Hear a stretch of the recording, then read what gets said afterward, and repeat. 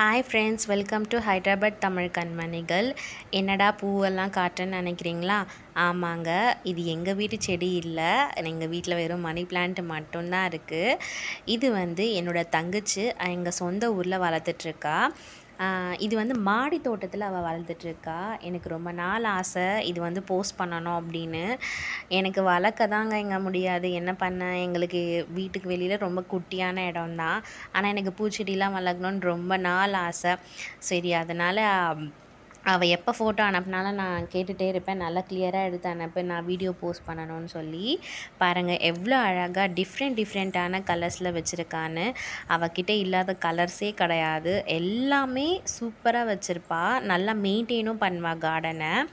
Bangalore rose, button rose பாருங்கள், இந்த கலர்லாம் ரொம்ப டிஃப்ரெண்ட்டாக இருக்கும் பார்க்கவே. இதே மாதிரி உங்களுக்கெலாம் வளர்க்க ஆசை இருக்குது, ஆனால் வீட்டுக்கு வெளியில் இடம் இல்லை அப்படின்னா கண்டிப்பாக கமெண்ட் பண்ணுங்கள். என்ன மாதிரி நிறைய பேர் இருப்பீங்கன்னு நினைக்கிறேன். இந்த மாதிரி அழகழகாக செடி வைக்கணும்னு ரொம்ப நாள் ஆசை. பாருங்கள், இந்த ஸ்டார் ஃப்ரூட்டு இதெல்லாம் என் வீட்டில் வளர்த்துட்ருக்காவ.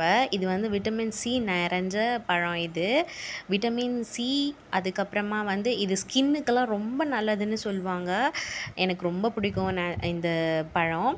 அதுக்கப்புறமா வந்து பூசணிக்காய் இருக்குது பார்த்தீங்களா, அது வீட்டிலே போட்டிருக்கா விதை. அதுவும் நல்லா முளைச்சி வந்திருக்கு. பரவாயில்ல, ஒரு காயுமே கொடுத்துருக்கு. அதையுமே எனக்கு எடுத்து அனுப்பியிருந்தா.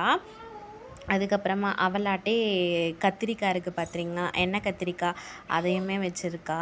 அதுக்கப்புறம் இது என்ன பூனே தெரியலையா, வாங்கும் போதே சொன்னாங்களாம் ஷோகேஸ் பூ அப்படின்னு சொல்லி.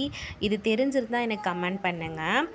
அப்புறமா இது வந்து இந்த கொஞ்சம் டெக்கரேஷன்ஸுக்கெலாம் வைப்பாங்களா, அந்த மாதிரி ஐட்டமான பூ.